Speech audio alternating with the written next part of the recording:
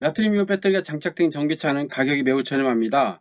에너지 밀도는 낮지만 충동 속도나 저온 속력 등은 양호합니다.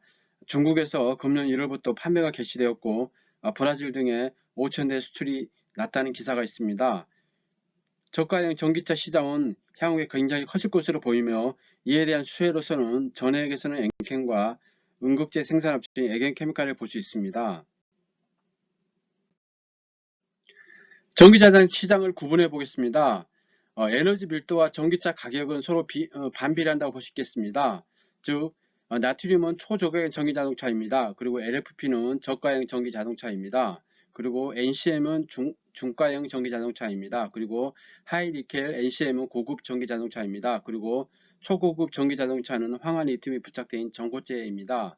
그래서 우리가 볼 수 있는 것은 현재 그 나트륨, 즉 초저가형 전기자동차입니다. 전기자동차의 가장 큰 문제가 충전 등이 이제 굉장히 어렵다는 거고 또 가격이 비싸다는 건데 이를 극복할 수 있는 게 초저가형 전기자동차, 즉 나트륨이 부착된 전기자동차가 되겠습니다.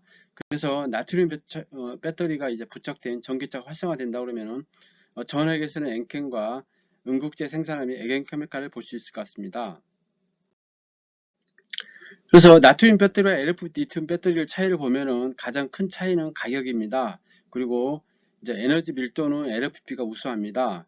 그렇지만 이제 충전 속도라든지 저온 성능 같은 거 보면은 나트륨이 우수합니다. 그렇기 때문에 서로의 장단점이 있지만은 가격이 가장 크다고 볼 수 있겠습니다. 전 세계 전기차 침투율을 보면은 향후에도 계속 지속적으로 증가할 수밖에 없습니다. 왜냐하면은 내연체 생산을 안 한다고 그러면은 결국은 전기차의 어떤 판매는 증가할 수밖에 없다고 생각합니다. 그래서 2035년도까지는 전 세계 자동차의 50% 정도는 전기차로 바뀌지 않을까 생각해 봅니다. 그래서 저가형 시장에서는 나트륨이 큰 비중을 차지할 것으로 보입니다. 나트륨 배터리와 리튬 이온 배터리를 이렇게 비교를 해보면은 에너지 밀도는 리튬이 우수하지만은 어떤 그 저온 성능이라든지 충전 속도 이런 거는 굉장히 이제 장점으로 나트륨이 포함됩니다. 그리고 가격 같은 것도 나트륨 이온이 굉장히 싸죠. 그래서 이제 독일 팍스바겐이 이제 그 대주주인 JAC 이제 여기서 장하이 자동차 그룹이죠. 여기서 나트륨 배터리를 상용화를 해서 금년 1월 초에 이제 중국에서 판매가 개시되었고 또 브라질에 5,000대 수출했다는 기사가 있습니다. 최대 이제 250일까지 갈 수 있습니다. 즉 이제 도심에서 운행되고 또 일주일에 한두 번이나 1회에서 2회 정도만 충전된다 그러면 충분히 활용할 수 있기 때문에 과거에 이제 한국이나 일본처럼 경차처럼 이런 활용될 수 있다고 생각합니다. 그래서 엔캠에서는 중국 조장 2공장에서 이제 이 전액을 이제 납품할 것으로 보입니다. 그래서 하이나 배터리 회사에 납품된다고 그러면은 납품을 하는 것으로 이렇게 알고 있는데 만약에 지속적으로 납품이 증가된다고 그러면은 굉장한 수혜가 예상됩니다. 그래서 중남미적으로 5,000대 수출이 됐다는 것은 아시아 지역, 특히 또 아프리카라든지 아시아 지역, 동남아 쪽으로도 수출이 많이 될 것으로 보입니다.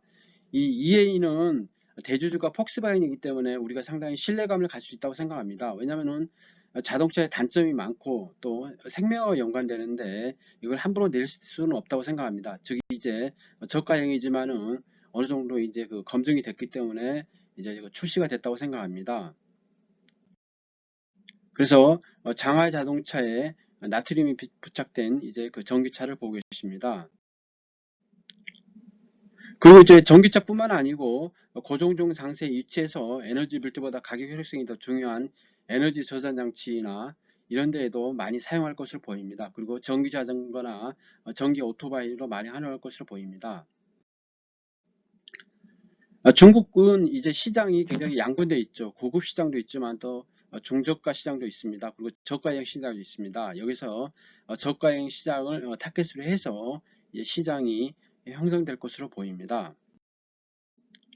나트륨이온 배터리와 리튬이온 배터리 생산 원가를 보면은 역시 나트륨이온 배터리가 절반밖에 안 됩니다. 67달러죠. 그렇기 때문에 향후에도 가격 경쟁력을 바탕으로 해가지고 굉장히 많이 팔릴 것으로 예상해 봅니다.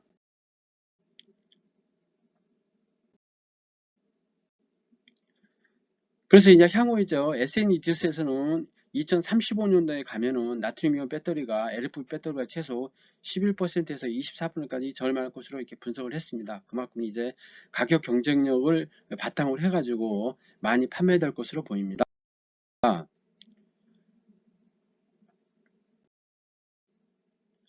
전기차의 이제 나트륨 배터리는 에너지 밀도가 이제 거의 낮지만은 이제 그 250에서 300km 정도 주행할 수 있습니다. 그렇기 때문에 도심에서 운행하는데 큰 문제가 없습니다. 왜냐하면은 우리가 이제 600km, 뭐 1000km 가면 좋겠지만은 그런 어떤 그 긴 거리를 갈 필요가 없는 도심에서 운행한다든지 나라가 조그만하다든지 아니면 이런 데는 특별하게 에너지 밀도가 굉장히 높은 거는 필요가 없겠죠. 미국 같으면은 나라가 워낙 크고 또 워낙 큰 차량이기 때문에 에너지 밀도가 굉장히 중요할 것으로 보입니다. 그렇지만은 아프리카라든지 아시아, 동남아시아 또는 라틴 아메리카 또 일부 국가에서는 굳이 이제 이런 어떤 저가형 자동차가 더 효용성이 있고 또 전기차가 보급되는데 더 실용성이 있다고 생각합니다.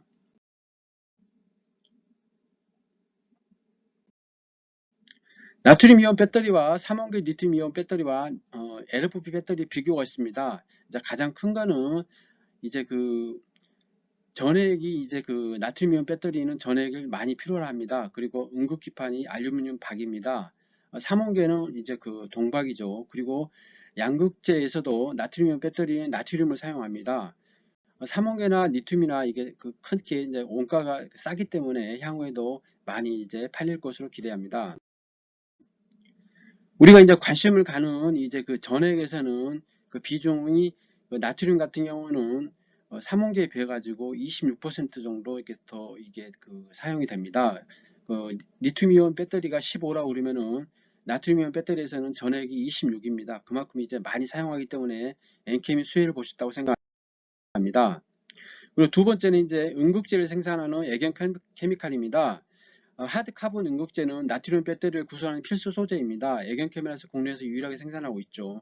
그래서 애견케미칼이 금년 하반기나 내년부터는 나트륨 배터리에 탑재하기 목표를 하겠다는데 매출이 많이 발생할 것으로 기대합니다. 애견케미칼은 회사가 굉장히 좋습니다. 영업이익도 굉장히 많이 나오고 있고 애견기업에서 중추 회사입니다. 그래서 여러 가지 이제 섬유라든지 화학 제품, 플라스틱 관련 제품도 하지만은 이 부분 전기차 관련 매출이 급증한다고 그러면은 주가는 상당히 저평가돼서 생각합니다. 애견케미칼은 나트륨이온 배터리 상용화 시점에 맞춰서 시장 선점에 나설 계획인데 전 세계에서 하드카본 응급제를 생산하는 것은 애견케미칼과 일본 쿠레나이가 대표적이기 때문에 굉장히 이제 높은 포를 줘도 된다고 생각합니다. 그리고 아까 얘기한 대로 이제 그 엔캠에서는 향후에 이제 그 전 세계 시장을 이제 그 점유할 수 있도록 이렇게 여러 가지 투자하고 있는데 그게 이제 어느 정도 2년에 3년 정도 생산 설비에 투자가 많이 된다고 그러면은 매출은 뭐 8조, 9조, 영업이익도 한 1조에 근접할 수 있다고 생각합니다. 그렇기 때문에 향후 주가는 어느 정도 저평가되다고 생각하는데 워낙 주가가 급등했기 때문에 어느 정도 조정을 마치고 점진적으로 주가가 상승할 수 있다고 생각합니다. 엔캠의 공장을 보겠습니다. 미국이라든지 유럽이라든지 중국, 한국, 인도네시아, 인도, 동남아 쪽도 많이 이렇게 진출하고 있는데 100만 톤 정도 생산된다고 그러면은 현재 주가는 어느 정도 많이 저평가됐다고 생각합니다. 이번에 이제 그 나트륨 배터리를 생산하는 하이나 배터리가 중국 조장 공장 근처에 있기 때문에 엔캠에서 전해액을 납품을 하고 있습니다. 그리고 에겐 케미컬 하드 카본 응급 소재를 보겠습니다. 마찬가지로 나트륨이온 배터리가 활성화된다 그러면은 응급제를 생산하는 에겐 케미칼도 상당한 수혜가 예상됩니다. 차트를 보시겠습니다. 엔캠 주가가 작년에 이제 양극재 주가가 많이 올랐죠. 그렇지만 엔캠은 오르지 못했습니다. 근데 12월 달에 AMPC 수혜하고 IRA 법이 이제 그 개정이 되면서 그 전액이 포함이 됐습니다. 그러다 보니까 이제 전액도 AMPC 수혜를 받기 때문에 그에 따라서 수혜에 따라 가지고 주가가 급등했습니다. 그러니까 어느 정도 주가 조정은 이제 불가피하다고 생각하는데 현재 이제 그 엔캠에서 2026년도에 매출이 9조에 영업이익이 1조 정도 나온다 그러면 20에서 30배 정도 할증을 준다 그래도 시가총액이 16조에서 24조 정도 되기 때문에 현재 주가는 어느 정도 저평가됐다고 생각합니다.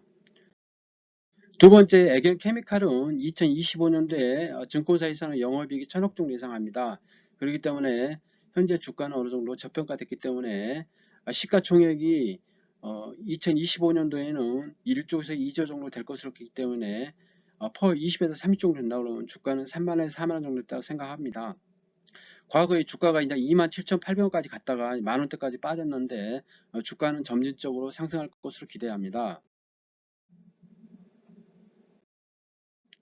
지금까지 이제 나트륨이온 배터리가 장착된 전기차가 이제 출시돼가지고 중국에 내수 판매가 되고 또 중남미에 수출됐다는 기사가 있습니다. 그렇기 때문에 나트륨이온 배터리의 이제 강점을 가진 전액회사 엔켄과 그리고 응급제 생산형 애견 케미칼에 대해서 말씀드렸습니다. 매수 매도 추천 아니며 단순 참고하시기 바랍니다. 구독, 좋아요 부탁드리겠습니다. 감사합니다.